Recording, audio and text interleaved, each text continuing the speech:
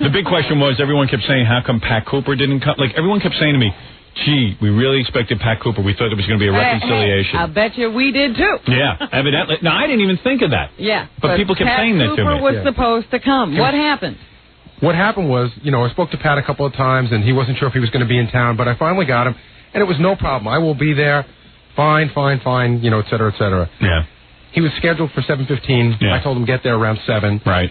7 o'clock, 7:15 came by. I started to get a little nervous. By 7:30, I was bumming out, so I called his house at 7:30, and his wife answered the phone, and she said, Pat's not feeling very well.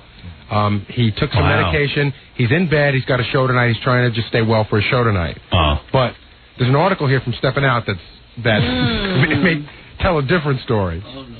He just talks about, well, I may or may not show up if I feel like it, and so he didn't feel like it. I just think it's odd. Pat's not one. Pat has never missed a show. He is really one of the most responsible guests as far as getting here.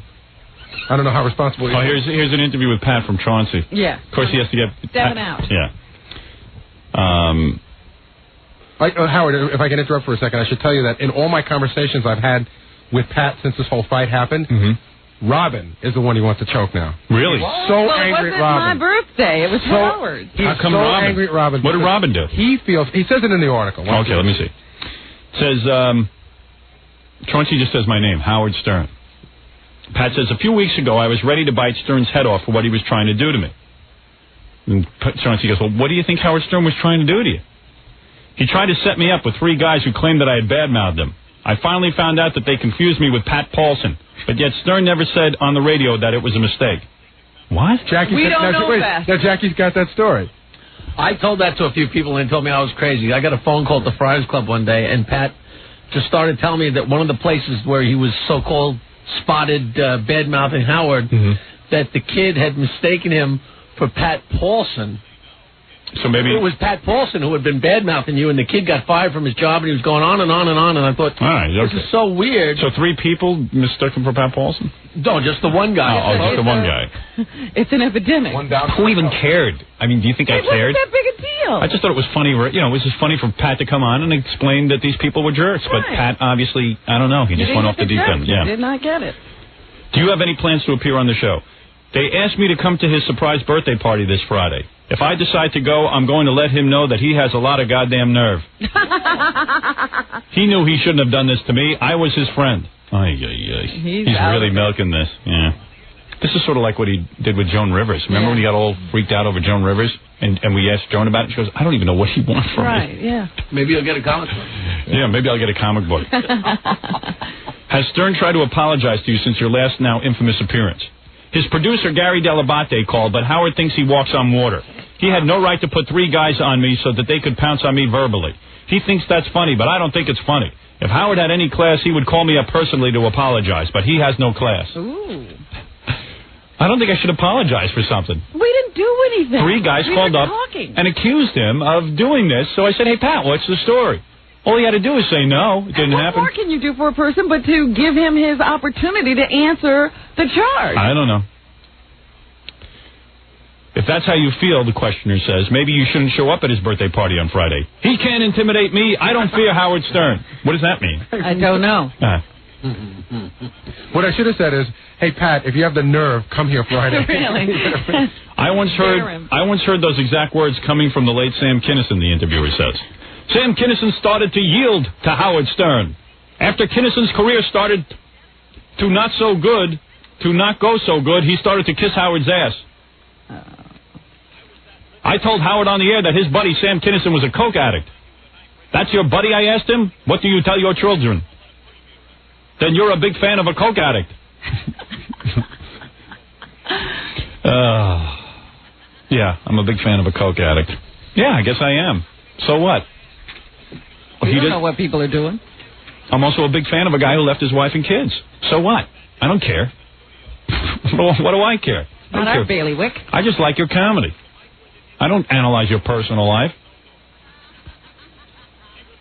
I'm a big fan of a lot of people who've done a lot of questionable things in their lives. You could become a fan, you don't even know what they've done. Yeah, I don't have to evaluate their lives. Sam Kinison had his problems, but Sam was a funny guy. Why is he attacking a dead comic? Because he can't come back at it. Oh, okay. Let's see. He didn't know what to say to me after that. Oh, police, we've got the tape. I got news for you, Chauncey. The last time I was on his show, I came close to hitting him. See, he was really out of control. He really was. But that's funny about Pat, that he gets out of control. I can't be mad at Pat for getting out of control with me, because he gets out of control with everyone. But the point is, now Pat's got a vendetta going with you. You're not even upset with him. I don't even think about it. I was that livid to think that he would pull that crap. It's like having somebody behind you with a knife ready to stab you. Kidding around is one thing, but I won't let him push me around.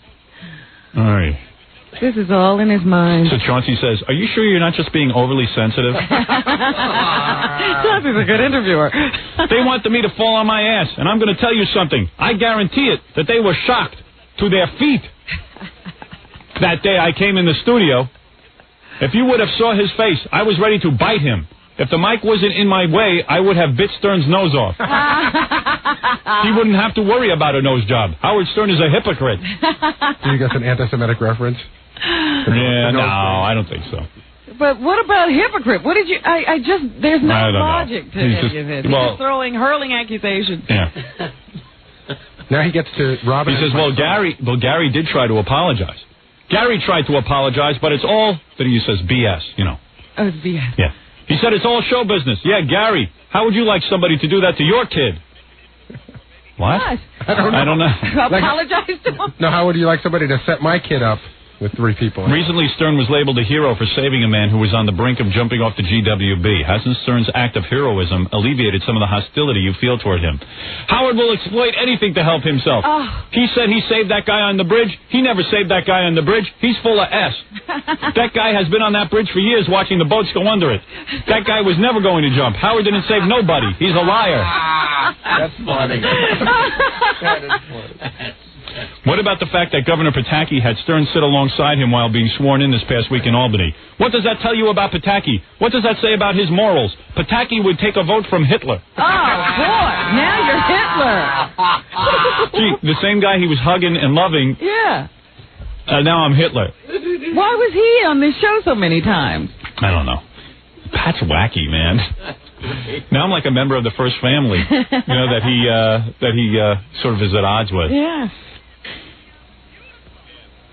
So then Chauncey says, is it just Howard, or are you angry with others that are involved? The others, of course, would be you. Robin Quivers is a little bit backward in her brain.